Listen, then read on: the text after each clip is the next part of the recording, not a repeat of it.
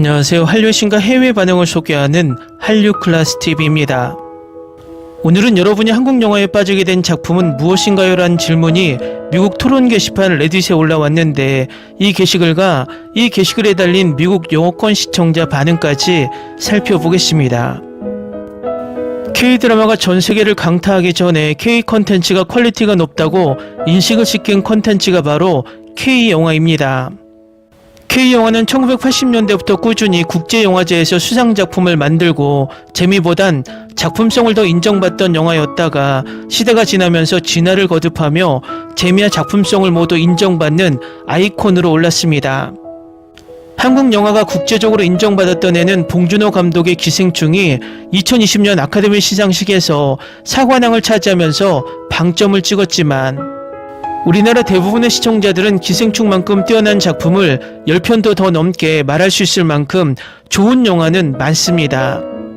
결과적으로 인터넷의 보급으로 인해서 이 영화들이 입소문을 타며 전 세계적으로 인기를 끌고 있으며 이제는 미국 할리우드 작품보다 한국 영화가 더 재미있다는 해외 팬층도 늘어나고 있는 상황입니다. 하지만 지금 한국 영화 시장은 코로나 팬데믹을 기점으로 점점 글로벌 OTT로 트렌드가 바뀌면서 약간 소강세를 보이고 있고 글로벌 OTT의 막대한 자금 때문에 뛰어난 작가, 감독, 배우들이 OTT 시장으로 빨려 들어가며 영화 감독들이 드라마를 만들고 있는 상황입니다. 혹자는 이 현상을 K영화의 몰락이라고 이야기하지만 그 명작을 만들었던 K컨텐츠 작가, 감독, 배우들이 어디로 갑자기 사라진 것도 아니고 위에서 말했듯 시대의 흐름을 따라가는 자연스러운 현상입니다.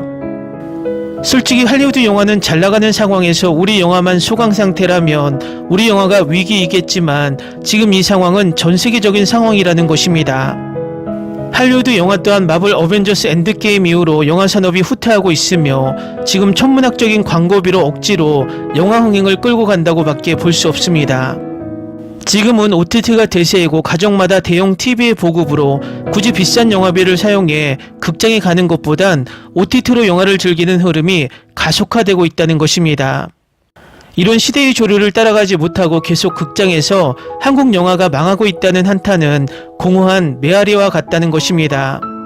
어쨌든 OTT를 위주로 활동하든 극장용 영화를 제작하든 올해에도 한국 영화는 어쩔 수가 없다 같은 국제적으로 작품성을 인정받는 영화들이 탄생하고 있다는 것입니다. 일단 한국 영화 관련 레딧 게시글을 먼저 살펴보겠습니다. 제가 본 첫 번째 영화는 아마 아저씨일 거예요. 기생충은 저에게 한국 영화 장르를 더 주목하게 했던 작품입니다. 그러다가 어느 날 공동경비구역 JSA라는 작품을 아무 정보도 없이 보게 되었고 한국 영화에 더 깊이 빠지게 되었어요. 다른 분들은 어떻게 시작하게 되었는지 궁금해요. 다음은 이 게시글에 달린 미국 영어권 시청자 반응입니다. 올드보이와 악마를 보았다를 보고 한국 영화에 빠졌어. 또 살인의 추억도 뛰어난 작품이야. 살인의 추억은 아주 뛰어난 영화, 내가 봤던 한국 영화 중 최고 중에 하나야. 아마 한국 영화의 부상은 살인의 추억에서 시작된 것일 수도 있어. 그 작품 이후로 한국 영화는 폭발적으로 성장했고 영화 자체로 진정 즐길 수 있는 작품이야. 꾸미 먹고 화려하지 않고 날 것과 리얼 그 자체라서 가끔은 보기 힘들기도 해. 지난 몇 년 동안 할리우드에는 흥미를 잃었는데 한국 작품이 내가 다시 영화를 사랑하게 만들어 주었어. 나도 모든 점에 다 동의해. 몇 년 전부터 한국 영화 드라마에 빠졌는데 새로운 작품을 찾았을 때마다 항상 설레더라고. 연기가 좋아서 현실과 영화의 경기가 흐려지면서 더 몰입해서 볼 수 있었어. 살인의 추억은 어디서 볼 수 있는 거야? 투비나 애플 TV에 있어. 와, 대박. 그 작품 나오기를 기다리고 있었어. 그 감독의 마더가 인류가 만든 최고의 작품 중에 하나야. 바로 보자마자 최고라는 걸 느꼈어. 봉준호 감독의 재능은 진짜 놀랍더라고. 한 가지 더 말하고 싶은 게 있는데 설국열차나 옥자도 뛰어나기는 하지만 감독의 명성에는 미치지 못했어. 옥자는 내가 좋아하는 내용이 아니더라고. 설국열차는 정말 즐겁게 봤어. 3시간짜리 버전도 봤는데 더 많은 생각할 거리가 있었어. 살인의 추억은 완벽한 영화, 아마도 내가 가장 좋아하는 영화일 거야. 나랑 비슷하네. 나도 봉준호 작품 보면서 한국 영화에 빠졌는데. 봉준호 작품은 다 좋지. 그리고 다른 감독의 곡성도 포함시키고 싶어. 뛰어난 오컬트 작품이야. 완전 동의. 엔딩은 여전히 누가 악이고 누가 선인지 의문이 남지만 보면서도 계속 헛갈리더라고. 추격자, 아저씨, 마도, 살인의 추억 등 좋은 영화가 너무 많아. 올드보이 2007년 당시 해외 영화를 많이 찾아보고 있었어. 이 영화를 봤을 때의 감정이 아직도 기억에 남아. 처음 봤던 한국 영화였는데 영화를 보면서 이런 감정을 느껴본 적이 없었어. 그리고 이 감독의 다른 영화를 찾아보니 공동경비구역 JSA가 있더라고. 보고서는 오랫동안 마지막 장면의 사진을 벽지에 붙여놨어. 그 이후로 수백 편의 한국 영화를 보기 시작. 나도 비슷하기는 한데 2017년에 동생과 같이 박찬욱에 빠져서 그 이후로 계속 보고 있어. 나도 그래. 그 작품을 보고 완전 엉망진창이 된 것 같은 기분. 진짜 뛰어난 작품이야. 엽기적인 그녀. 동감해. 어떻게 이 작품을 보게 된 건지는 기억하지 못하지만 로맨틱 코미디를 좋아하는 사람들은 굉장히 즐겁게 볼 거야. 그리고 다른 작품을 추천하자면 장하홍련과 김기덕 영화. 난 박찬욱의 복수는 나의 것을 보고 빠졌어. 나도 그래. 당시 서울에 살고 있었는데 꽤 지독하다는 기사를 보고 바로 봤어. 처음부터 빠져들더라고. 택시 운전사 보면서 눈물 빠다. 나도 동의해. 너무 좋은 영화야. 너무 식상하긴 하지만 기생충이 그 출발점이야. 식상한 게 아니야. 그럴만한 작품이니까. 전혀 식상하지 않아. 난 2009년에 본 올드보이를 여전히 뽑고 있으니까. 근데 2019년에 기생충을 보고서 지독한 사회풍자에 할 말을 잃었어. 내가 봤던 영화 중에서 가장 슬펐던 도가니, 실화를 바탕으로 한 영화여서 더 충격적이었어. 그 영화는 한국 영화 처음 보는 사람이 보기에는 쉽지 않는 작품인데 내게는 색즉시공, 친구가 보여줘서 별 관심 없이 봤다가 완전 빠졌어. 솔직히 그 이후로 한국 영화에 대한 생각이 바뀌었어.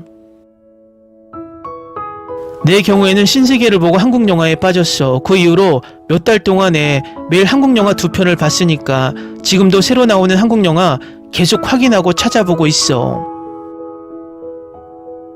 이정재 주연의 신세계 말하는 거지. 최민식 작품 중에 가장 좋아하는 작품은 뭐야? 이상한 나라의 수학자가 그의 최근 출연작이더라고. 카지노라는 시리즈도 봤는데 그건 그렇게 재미있지는 않았어. 최민식은 워낙 작품이 많아서 올드보이, 친절한 금자씨, 악마를 보았다, 해피엔드, 범죄와의 전쟁, 침묵, 천문 등등. 이 주제에 나한테 가장 맞는 영화는 순정. 보고 나서 한국 영화에는 더 숨겨진 보석이 많을 거라고 확신이 들었어.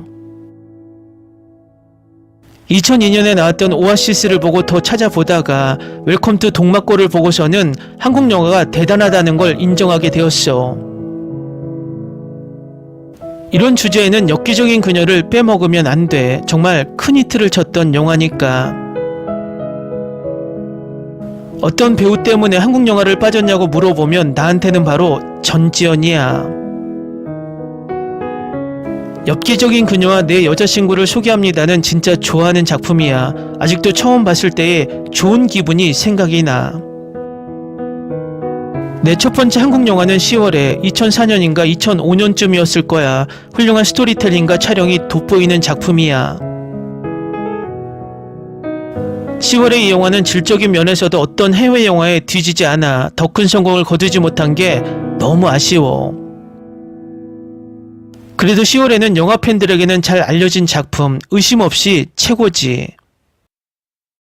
나도 완전 동감이야. 10월의 미국 리메이크 버전은 한국 원작이 뛰어나서 근접도 못했어.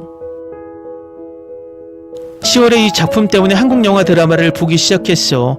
그 전에 중국이나 일본 작품을 몇 번 본 적이 있지만 이 한국 영화는 나를 완전히 다른 세계로 끌어들였어. 한국 영화에 중독시킨 작품. 지금도 이 영화를 생각하면 그때 느꼈던 감정이 생각나. 10월에 보면서 진짜 눈물 많이 났던 작품. 결말이 아쉽지만 기억에 많이 남는 영화야. 10월에는 전지현 때문에 봤던 영화였는데 최고의 작품. 전지현 팬들은 반드시 봐야 하는 영화야. 옛날 기억을 떠올려보면 아마 장하홍련 맞을 거야. 핸드폰 벨소리까지 그 영화에 나오는 음악으로 바꿨으니까.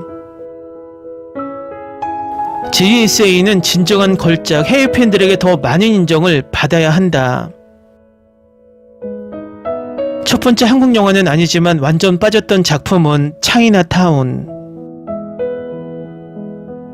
기생충을 극장에서 보고 완전 한국 작품에 완전 빠졌어. 그 이후로 한국의 훌륭한 영화를 30개 넘게 봤으니까. 나도 기생충을 보고 빠졌는데 가장 미쳤던 작품은 홍상수 감독의 영화. 나한테 그 작품은 복수는 나의 것이야. 송강호에 엄청 빠져서 그 이후로 박쥐, 괴물도 재밌게 봤어. 이 주제는 좀 생각하느라고 시간이 걸렸어. 언제부터 한국 작품에 빠졌는지 기억이 잘 나지 않더라고. 아마도 드라마 풀하우스를 보면서 시작된 것 같아. 그 이후로 코믹물과 박찬욱 감독의 다크한 장르를 계속 찾아봤어. 당연히 올드보이가 첫 번째. 또 기억나는 건 박쥐야, 복수는 나의 것. 박찬욱 감독의 작품은 모두 좋아. 몇 달 전에 아시아 공포영화 추천 포럼에서 봤던 영화가 있어. 그때 베스트셀러라는 작품을 보고 한국 영화에 완전 빠지기 시작했어.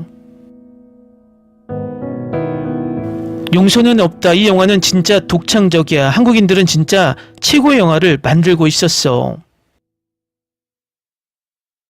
90년대에는 홍콩 영화를 주로 봤어. 그러다가 슈리라는 영화를 전혀 사전 지식 없이 접했어. 그 다음에는 JSA로 계속 지속되었고 조폭마누라와 엽기적인 그녀로 한국 영화에 계속 빠지게 된 거야. 댓글 반응 잘 보셨나요? 잘 만든 영화들은 세월이 흘러도 꾸준히 시청되며 계속해서 회자되기 마련입니다. 과거 우리가 할리우드 대부나 바람과 함께 사라지다 같은 영화를 보고 명작이다 엄지척을 하듯이 이제는 해외 시청자들이 한국 과거 영화를 뒤늦게 보며 엄지척을 남기고 있다는 것입니다. 저는 한류 영상을 만들면서 항상 부정적인 언어를 사용하는 부류들을 봅니다. 어떤 한국 영화 드라마가 나오면 무턱대고 폭망, 망작이란 용어로 조롱과 폄하를 합니다. 논리적인 비판이 아닌 이런 노골적인 조롱과 폄하는 우리 한류에 단 1도 도움이 안 됩니다. 지금 미국 영화 드라마 콘텐츠 관계자들은 잘나가는 한국 드라마 영화를 엄청나게 견제하고 순위집계 방식까지 바꾸는 꼼수를 동원하며 한국 콘텐츠 부상에 위협을 느끼고 있습니다. 이런 와중에 우리 한류를 지속적으로 유지하고 발전시키기 위해서는 우리만의 글로벌 OTT가 필요하고 우리 콘텐츠에 대한 우리의 응원이 아직까지는 필요하다는 것입니다. 가장 큰 적은 빤히 보이는 외부의 적이 아니라 부정적인 메시지로 우리 콘텐츠들의 사기를 꺾는 보이지 않는 내부의 적이라고 생각이 듭니다. 재밌게 잘 보셨나요? 여러분의 구독, 좋아요, 댓글, 알림 설정은 영상 제작에 큰 힘이 됩니다. 이 영상을 보신 모든 분들 항상 대박 나시고 행복하시길 바랍니다.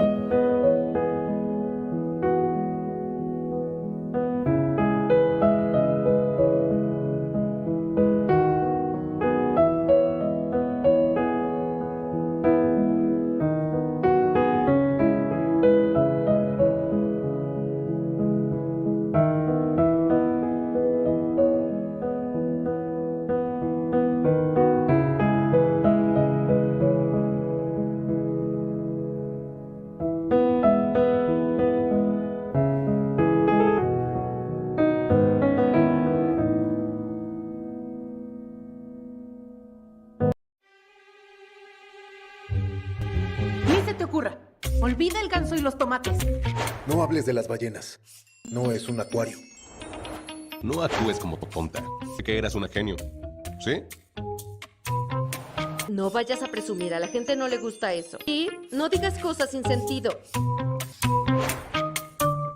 Y bueno, ¿terminamos? Hasta pronto. Abogada, tengo mucha curiosidad por conocerla.